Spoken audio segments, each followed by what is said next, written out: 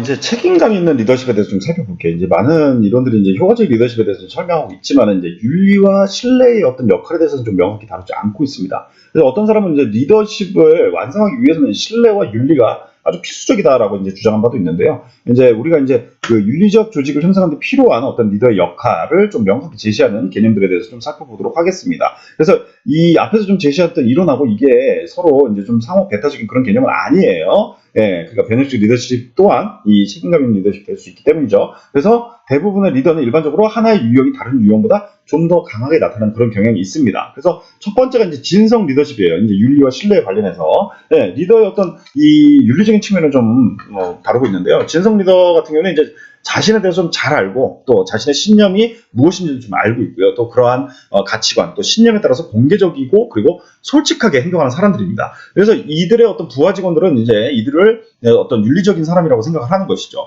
그래서 진성 리더십이 가지는 가장 기본적인 특성은 바로 신뢰입니다. 그래서 진성 리더는 정보를 공유하고 개방적인 의사소통을 장려하고 또 이들의 어떤 이상을 좀 고수를 합니다. 그래서 그 결과에 따르면 사람들은 이 사람을 신뢰하는 것이죠. 그래서 이러한 행동과 관련된 개념이 바로 이제 진정성의 또 다른 특성인 어떤 겸손입니다. 그래서 연구에 따르면 겸손한 리더들 있잖아요. 이들은 부하 직원에 대해서 자기 개발을 위해 어떤 성장 과정을 이해할 수 있도록 도와줍니다.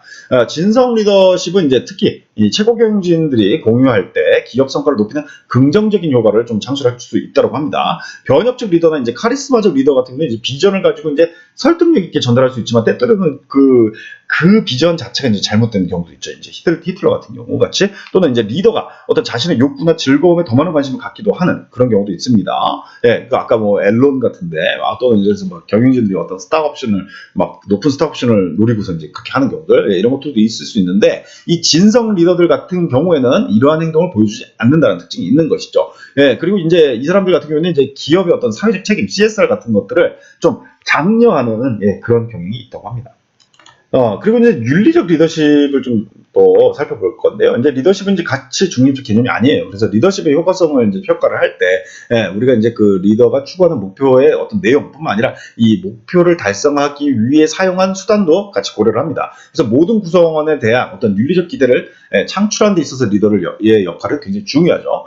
최고 경영자는 어떤 윤리적 문화를 형성을 하고 또 하위 계층의 리더에게 이런 윤리적 지침에 따라서 행동하도록 기대하기 때문에 최고 경영자의 어떤 윤리적 리더십은 직속 부하 직원뿐만 아니라 지휘체계 아래의 모든 구성원들에게 영향을 미친다는 것입니다. 그래서 매우 윤리적이라고 평가되는 그런 리더는 조직 시민 행동을 더 많이 하고 또 기꺼이 문제를 리더에게 이야기하는 부하 직원을 갖는 그런 경향이 있는 것이죠. 그리고 연구에서 보면 이 윤리적 리더십이 대인 간 갈등을 감소시킨다는 것을 좀 보여주고 있습니다. 그래서 윤리와 어떤 진성 리더십은 밀접한 관련성을 가지고 있습니다. 그래서 부하 직원을 어떤 윤리적이고 좀 진실되게 다루는 그런 리더, 그러니까 공정성이 있고 뭐 정직하고 정확한 정보를 빈번하게 제공하는 그런 리더들 같은 경우에는 더 효과적으로 여겨지고 있습니다. 그래서 변혁적 리더십은 부하 직원들이 생각하는 방식을 변화시키기 때문에 어떤 윤리적인 의미도 가지고 있는 것이죠. 그리고 카리스마도 윤리적 요소를 가지고 있습니다. 이 비윤리적인 그런 리더들 같은 경우는 부하 직원에 대한 어떤 권력을 강화하고 또 자신의 목적을 달성하기 위해서 자신의 카리스마를 사용합니다. 그렇지만 이제 윤리적 리더십과 이 카리스마적 리더십을 통합하기 위해서 이 연구자들은 이제 사회화된 카리스마적 리더십의 개념을 좀 제시한 바가 있어요. 그러니까 리더가 윤리적인 행동을 통해서, 그러니까 자기 중심적이 아닌 그런 윤리적인 행동을 통해서 타인 중심적 가치관을 전달하는 거, 이런 것들 갖다가 이제 사회화된 카리스마적 리더십이라고 합니다. 이러한 리더들은 이제 자신의 말과 행동, 이런 것들을 통해서 자신의 가치관과 일치하는 어떤 가치관을 부하 직원들이 갖게 할 수 있다는 것이죠. 그래서 이제 조직의 그 모든 구성원이 이제 윤리적 행동에 대해서 이제 책임을 가지고 있을지라도 이제 조직의 어떤 윤리적 행동을 향상시키려는 이 많은 활동은 이제 리더에게 초점을 맞춘다라는 것이죠. 그래서 최고 경영진이 어떤 조직의 윤리적 분위기를 결정하기 때문에 이제 이들이 이제 높은 윤리적 기준을 설정하고 또 자신의 행동을 통해서 그 기준을 보여줘야 되고 또 권력을 남용하지 않고 다른 사람에게 진정성을 장려하고 보상을 해줘야 된다는 것입니다. 그래서 기존 연구에서 보면은 이제 최상위 계층의 리더가 보여주는 행동, 보여준 그런 역할, 이런 것은 조직 전체 그 경영자에게 어떤 긍정적인 영향을 미쳐서 윤리적인 행동을 하게 하고 또 집단 수준의 윤리적 행동을 강화하는 분위기를 조성한 것으로 좀 나타난 바가 있습니다. 이제 이 연구에서 보면은 특히 이 윤리적 규제가 적은 산업에서 활동하는 조직이 이 윤리적 리더십 훈련 프로그램에 투자해야 한다고 좀 제안하고 있어요. 그래서 문화적 가치를 통합하는 어떤 리더십 훈련 프로그램은 특히 해외 업무를 담당하거나 또는 다문화 작업팀 관련 리더들을 위해서 좀 개발될 필요가 있다라는 것입니다.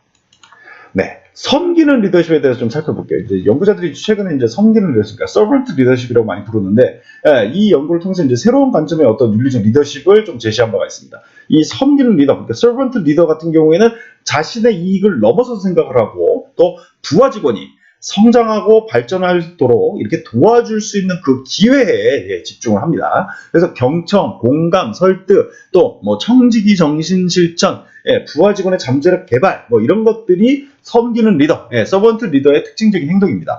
이 섬기는 리더십은 이제 다른 사람의 욕구를 충족시키는 것을 중요시하기 때문에 이 관련 연구들을 보면 주로 부하 직원의 안녕에 미치는 결과에 초점을 맞춥니다. 그래서 126명의 CEO들을 대상으로 한 연구를 보면은 섬기는 리더십과 나르시시즘 특성 간의 부정적인 관계를 보여주는 바가 있습니다. 뭐 당연하죠. 섬기는 리더십 효과가 뭘까요? 그래서 123명의 관리자를 대상으로 해서 한 연구를 보면은 섬기는 리더십은 이제 관리자한테 어떤 높은 헌신, 뭐 자기 효능감, 공정성, 지각 이런 것들을 야기시키는데 이게 모두 다 조직 시민 행동과 관련된 것이었습니다. 이 섬기는 리더십과 이 부하 직원의 어떤 조직 시민 행동 간의 어떤 관계를 보면은 부하 직원들한테 어떤 성실하고 또 책임감 있는 행동 이런 것들을 장려하는 경우에 더 강하게 나타난 바가 있습니다. 그리고 두 번째, 섬기는 리더십은 이제 팀 효능감이 있어요. 팀이 평균 이상의 스킬과 능력을 가지고 있다는 어떤 그런 믿음인 거죠. 이런 팀 효능감을 증가시키고요. 이로 인해서 더 높은 수준의 어떤 집단 성과가 나타난 바가 있습니다. 그리고 세 번째, 전국적인 대표 표본을 대상으로 한 연구가 있었어요. 이거에서 보면은 성장과 발전에 대한 어떤 관심이 높은 그런 시민행동과 관련이 있었고요. 그리고 높은 수준의 창조적 성과와도 연결된다고 제시된 바가 있습니다. 또 다른 연구에서 보면은 이제 섬기는 리더십과 또 이로 인해서 형성된 어떤 서비스 문화가 구성원의 직무 성과 그리고 창조성을 유발하고요. 이직 의도는 낮추는 것으로 나타난 바가 있습니다. 섬기는 리더십이 더 많이 나타나고 더 효과적인 문화가 있는데 예를 들면 리더의 이미지를 그려달라고 요청을 했을 때 실험 대상자들이 집단 앞에 서 있는 리더를 그리는 경향이 있는데 이 리더는 앞에서 부하 직원의 명령을 내린다는 것이죠. 싱가포르 사람들은 이제 집단 뒤에 서 있는 리더를 좀 그랬어요. 그러니까 집단 뒤에서 집단의 견해를 모으고 통합하는 행동을 더 많이 했다는 것인데 이 동아시아 사람들이 섬기는 리더를 더 좋아하고 섬기는 리더십은 이런 문화에서 그러니까 동아시아 사람들 같은 우리나라도 가지고 이런 문화에서 더 효과적인 것을 좀 제시하는 그런 바가 있습니다. 이제 앞에서 좀 논의한 그런 이론들을 보면은 이제 우리가 좋은 리더십, 나쁜 리더십, 또 평범한 리더십 이런 것들에 대해서 좀 배운 바가 있습니다. 이 긍정적인 리더십 환경을 좀 의도적으로 개발하는 것에 대해서도 한번 생각을 해보도록 하겠습니다. 그 첫 번째가 이제 바로 신뢰인 거죠. 이제 신뢰는 이제 다른 사람이 기회주의적으로 행동하지 않을 것이라는 어떤 긍정적 기대감을 의미를 합니다. 그러니까 어떤 이득을 얻기 위해서 우리가 다른 사람에게 의지해야 되는 상황에서 이 다른 사람이 그런 행동이 장기적으로도 저한테 좀 이익이 될 것이다라고 우리에게 이익이 될 것이다라고 어떤 신념과 기대를 가지고 있을 때 이게 바로 신뢰가 존재한다라고 볼 수 있는 것이죠. 우리가 이제 완벽하게 그 상황을 통제하지 못할지라도 다른 사람이 우리를 위해서 행동할 것이라고 기꺼이 믿기도 하죠. 그래서 리더를 신뢰하는 어떤 그 부하 직원들은 리더의 행동을 기꺼이 따르고 또 그들의 권리와 이익이 훼손되지 않을 것이라고 확신을 하는 것입니다. 그래서 우리가 예상할 수 있듯이 이 변혁적 리더십은 이제 부하 직원으로부터 더 높은 수준의 신뢰를 이끌어내고 또 이들의 어떤 신뢰는 높은 팀 자신감 그리고 궁극적으로 우수한 팀 성과와 연결이 된다는 것이죠. 그래서 신뢰는 리더십의 어떤 기본 속성이에요. 그래서 신뢰가 깨지면 집단 성과에 아주 심각한 해를 끼칠 수 있다는 것입니다. 이 신뢰의 결과란 뭐냐? 그러면 이제 상사하고 이제 부하 직원 간의 어떤 신뢰는 이제 아주 많은 그 긍정적 결과를 야기를 시키죠. 그래서 연구에서 좀 제시된 결과들을 좀 살펴보면요, 이 신뢰는 위험을 추구하게 합니다. 그러니까 구성원이 어떤 일을 할 때 일상적인 방법을 이탈하거나 어떤 새로운 방향으로 상사의 말을 어떤 받아들일 때마다 이들은 사실 위험을 추구하고 있는 것이죠. 그런데 신뢰 관계가 이런 도약을 가능하게 해준다는 것입니다. 그리고 신뢰는 정보 공유를 좀 촉진을 합니다. 경영자가 구성원들의 어떤 아이디어를 공평하게 들어주고 또 적극적으로 변화를 추구한다는 것을 보여줄 때 구성원들은 기꺼이 자신의 생각을 이야기를 한다는 것이죠. 예, 그러니까 구성원들이 신뢰하지 못하면, 리더를 신뢰하지 못하면, 좋은 아이디어가 있어도 이야기하지 않는, 예, 그런 경험을 많이 해보죠. 예, 저도 많이 해봤습니다. 예, 신뢰하는 집단이 더 효과적입니다. 그래서 리더가 집단의 어떤 신뢰 분위기를 형성을 할 때, 예, 구성원들은 서로 도와주려고도 하고, 또 서로를 위해서 추가적인 노력도 기꺼이 합니다. 예, 이로 인해서 또 신뢰는 더 증가하는 어떤 선순환을 타게 된다는 것이고요. 또 신뢰는 생산성을 강화합니다. 그래서 상사가 신뢰하는 어떤 구성원은 높은 성과 평가를 받고요. 이게 이제 바로 생산성이 높아졌다라는 것을 반영하는 것이죠. 예. 그리고 이제 신뢰 형성, 예, 이 부분에서 좀 살펴보도록 하겠습니다. 예. 어떤 특성이 이제 리더가 좀 신뢰할 수 있다라고, 리더를 어떻게 신뢰하게 만들까요? 예, 여기에 대해서 좀 세 가지 요인이 있습니다.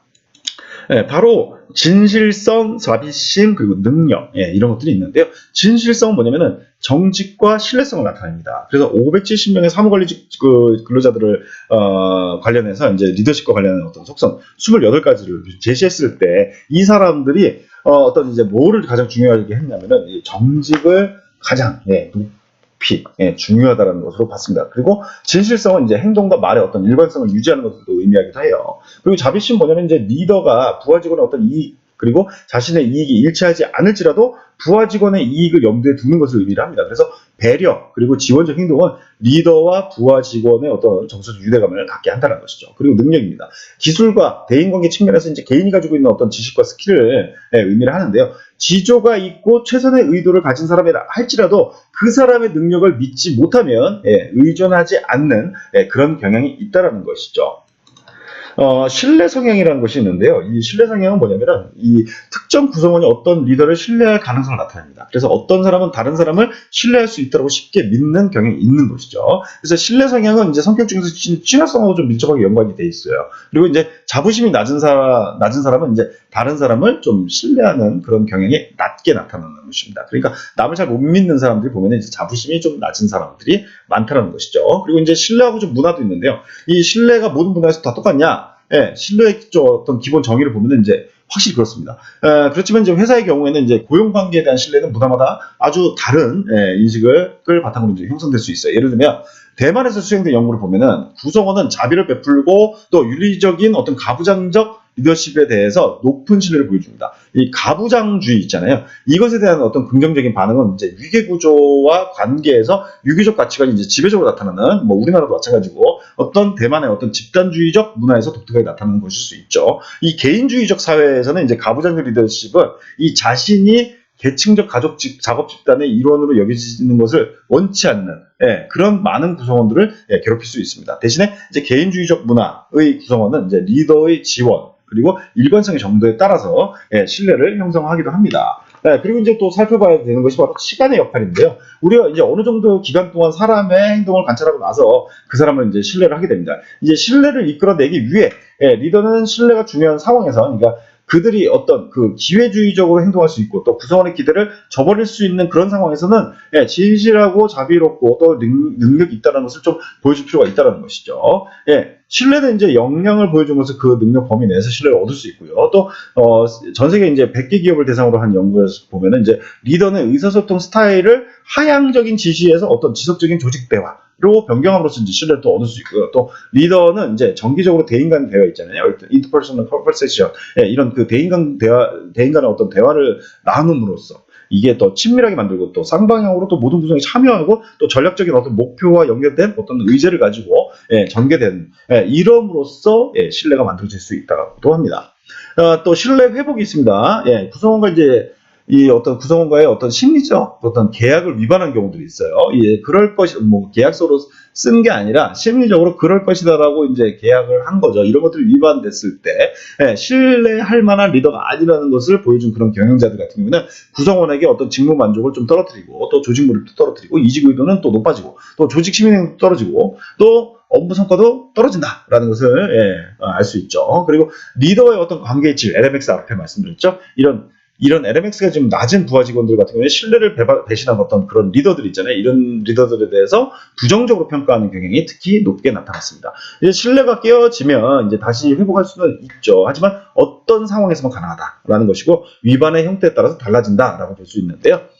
만약에 이 신뢰가 깨어지는 게 바로 능력 부족이었다라고 할 수 있으면 더 잘했어야 했음에도 했음을 인정하고 사과하는 게 가장 최선입니다. 그러니까 리더 입장에서는 이게 자존심 상하고 이럴 수 있지만 그럼에도 불구하고 인정하고 사과하는 것이 최선이라는 것이고요. 또 진실성 결여가 이제 문제인 경우에는 사과만으로는 충분하지 않습니다. 위반을 했음에도 불구하고 책임을 인정하지 않거나 책임을 인정하거나 부정하는 어떤 말도 하지 않는 것은 이제 신뢰회복에 결코 효과적인 전략이 아니라는 것이죠. 그래서 책임을 인정하고 그래야 된다는 것이고 또 이 신뢰는 이제 위반자의 어떤 신뢰할 만한 행동을 일관성 있게 보여줄 때 회복될 수 있습니다. 그렇지만 이제 위반자가 이제 속임수 쓰면 이제 신뢰는 완전히 회복될 수가 없고요. 또 사과, 뭐 약속, 일관성 있는 행동, 뭐 이런 것들을 백날 해봐야 소용이 없다라는 말씀을 드릴 수 있겠습니다.